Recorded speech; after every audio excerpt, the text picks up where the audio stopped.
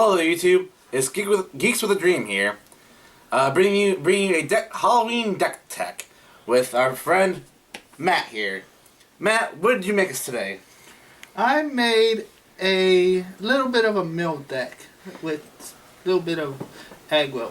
Aggro mill. Now what? Now to explain this, our Halloween challenge here is we all had to choose a Halloween theme archetype, like spirits, vampires, zombies, kind of a more scarier theme here. So Bojo here has decided to choose spirits, is that correct? Yes, that is. So you have aggro spirits. Mill. Yes. This is fun stuff. Well, let's get into it. Our first card here. Our first card is Spectral Rider. You have 3 of him. Want to explain your choice? Well, he's fast for 2 white. You get a 2/2, and he is intimidated, which other colors can't touch unless he's white. Yes. And remember, artifact creatures can block them too. That is true. Yes, it's a very solid color. Now having 2 white mana, are you scared you might draw a island and a plains and not be able to play him till turn 2 or 3 because of his double devotion? I made sure I put something in my deck to get me out of planes. Alright. So that's fantastic. Your second choice here is Vespal Souls. That's a 3-drop multicolor devotion. Flying. Good card all around? Yes. Is there a reason I had 2 of him in the deck? Was it because you couldn't find any more? The main reason is because he has flying. Most people can't touch that unless it has reach. Really solid, especially with our limited format here. We actually had a small format to play with. We went with more of what our buddy here, Matt, has supplied with his cards, as you see in the picture, a couple pictures before this, is what he was able to make this entire deck out of. And in choosing that, he had to keep along with the theme of spirits. So, as you see the cards here, all the creatures have to be spirit themed to go along with this deck. Our third card here is Ghost Forms. Can you explain that card to me a little bit, Bojo? Well, it makes my allies all my allies creatures unblockable, which basically they can't touch it. They go straight for the light points. So you're going for more of hopefully a wind swing here on those 2 cards. Did you find any more of those, or are they the only 2 you could find on the mountain of cards we were able to pile through? Those are the only 2 I could find. So, question, if you could have had any more, would you, or would you kept with the 2? I think I was kept with the 2 because 3 would have been a little bit too much. Sound talkings there. So, our fourth card here is So Snore Spirit. So, he is unblockable. So it kind of hits upon our theme of hoping they have no real responses to your creatures, right? Exactly. Hoping to swing through and having them no ability to stop you, right? Exactly. Solid card. Our fifth card here is Stolen Goods. Now this card I know actually played a little bit of Standard back when that was a new card. Can you explain why you put it in the deck? I put it in the deck to prevent my opponent from getting the card he wants to show him victory. So this is kind of almost a game 2 kind of card. The one you know what he might have in his deck, so you can try to stop his deck early on, so you can't really have that key piece win. Yeah. Yes. That's great. That's great. Now, we head on to Doom Traveler. Now, Doom Traveler isn't really a spirit, but he seems to make a spirit when he dies, right? Yeah, so he works with the deck. It's kind of like a loophole. Oh, it's not really well, you can't. Well, I'm not sure if there are any loopholes out there, friends, but Doom Traveler is a great card, I think. 1 drop, he dies, you get a 1/1 spirit. It goes great along with the deck. Now, let's go over here to Mind Sculpt. Now, this is a very strong mill card. Now, why did you decide to go with mill out of all the cards here? So it seems like you're going for a very aggressive kind of style play here. Why did you decide to go with mill? Especially only a 2 of. Well, if my opponent needs that land, this card will assure me that he won't get it. So you're hoping to mill away that important land, saying most of our players are going to end up playing 2 to 3 colors due to the limited format, yeah? Yes.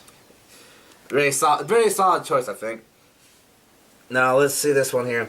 We have favoring winds, or favorable winds. Creatures you control get +1/+1. So you're going back with the aggressive swinging approach here, hoping to keep upon your creatures flying in unblockable, right? Yes, it goes great with my other card that you saw, the devotion, as you will. So it's very solid along with each other.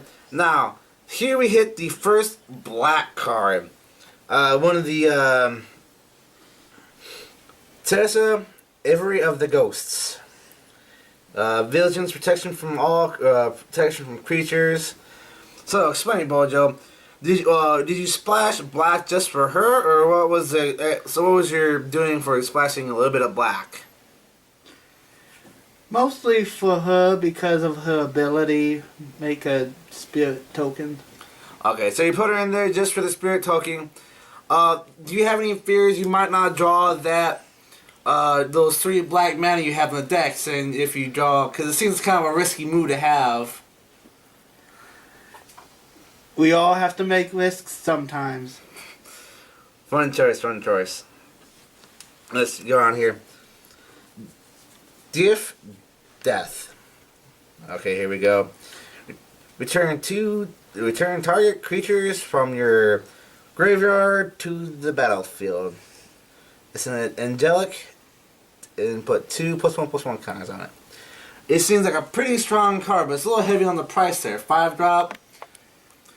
Yeah, it's a little pricey, but it'll bring one of my cards back from the grave, like my Tesla, if she dies. Alright, so it's more of a late game, hoping to bring back the game for the win. Yes. Alright, you don't have. And did you have any more of those, or you just were you able to find one tonight?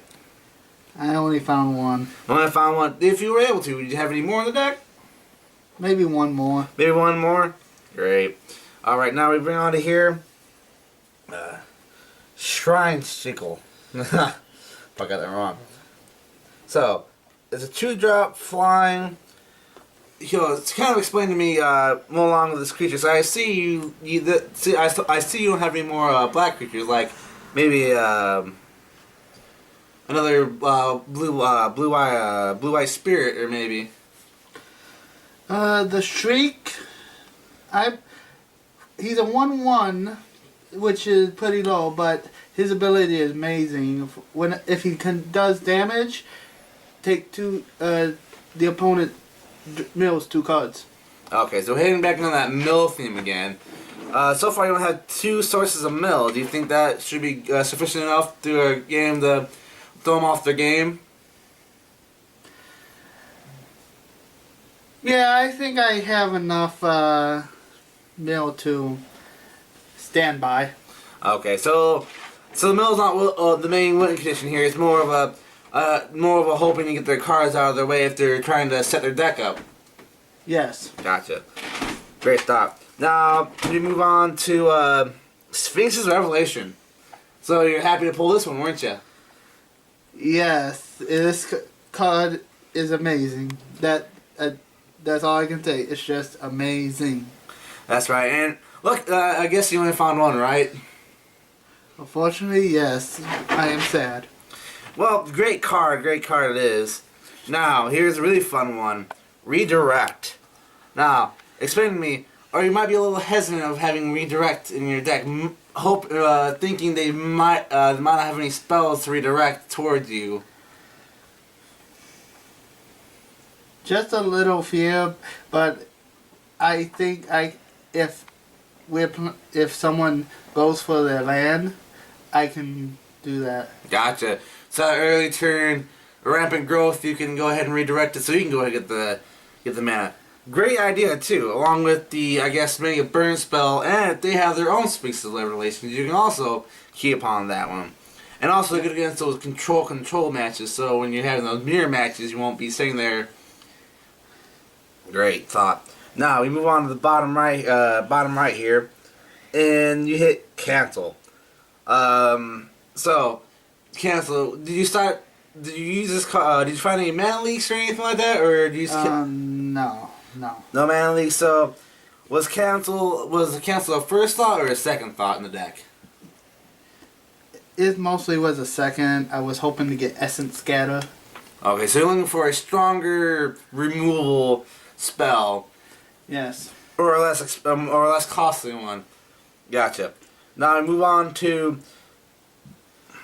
Elixir of Immortality. Now this is a great card, I think, especially in a deck with so much control theme, and also a lot of cards going in your graveyard with instants and sorceries and such. Is being able to put all your cards in your graveyard back in your library and gain 5 life. You only have a 1 of them here. Would you like it if you could have any more? Would you? I would have a playset. You'd have a playset? Might be a little ballsy there, Bojo, but I like it. Alright. Now, here you hit Chapel Geist. There we go. 3-drop, 2/3 flyer. He's a solid body. Yep. Yes. He's flying. So. Goes on with the flying. I don't think you have a creature in here that doesn't have flying yet. Well, except for your 4/4, but you know. Alright, now here hitting to the Orzhov Keystone. Alright. So when you had this one, did you just use it for the mana fixing? Mostly for the black fix. Yeah, mostly for the mana fixing. And if I need draw, I could stack it. Gotcha. So it's there for the early turn mana fixing, and then late turn you need to fill up your hand a little bit if you don't draw your Sphinx's Revelation. Yes. Gotcha. Solid decision. Now let's hit the one next to that one. Now can you explain this next card to me? Because I heard it talked about back when that set came out. It was gonna be a monstrous card. I didn't see much play of it. Drag Skull Reaver. I know he's kind of high for 7, for 5/5, but amazing. Double lifelink, double strike, haste. Gotcha. So he's kind of a drop on the board and hoping to win the next turn, right? And get me back in life. Gotcha. And hopefully take you back from those aggro matches. Yes. So you only have 1 of him. Do you only have 1 of, or did you decide only opt out to having 2? I decided just to have 1 because of his mana. Gotcha. So you didn't want to bring up your mana curve too high and not draw the mana. Yes. Gotcha. Fantastic choice. Now next we hit the Orzhov Keystone. Now, is this the same theory on your other keystones, the mana fix and late game card draw? Yes. Gotcha. These are really strong cards when you have a really limited format, because even though they might not be so great on the mana fixing, but the later on drawing a card and being able to have 2 different mana sources is great. So let's hit the next one. Jace's Erasure. So going back to Samil. Yes, sir. Alright. So explain to me, did you have any other cards you might have swapped out with that one? Or was that kind of a last minute, let's try to go along with that mill? The mill. Alright, so we're going back to along with the last whenever I draw a card, they mill too. Solid. And especially with the Sphinx of Revelations out, because, you draw 7, they'll mill in 14. So that'd be a very strong combination if you get that out there. Especially if you drop that turn 2, and later on. So it could potentially be a very, very fun setup there, couldn't it? Very fun. Alright. So next we're going to hit on to your lands. So I see you have not a very wide assortment of lands, but very different lands. We have 3 we have 3 Orzhov Guild Gates. We have 4. Then we have 3 Glimmer Posts, 4 ghost quarters. Let's talk about the guild gates. So, the guild gates. The mana fixing, I'm guessing, is there. And I'm guessing we don't have pain lands in our curtain set. No, I don't. Yeah, no. It's a little pricey, and trying to pull one of those out of a box, as you guys saw, might be a little hard. So, the gates in this format, it is a little slower, but it does cure the mana fixing. So, Glimmer Post. Explain to me why you have 3 Glimmer Posts and then 3 Ghost Quarters. That seems like a little high for the colorless mana.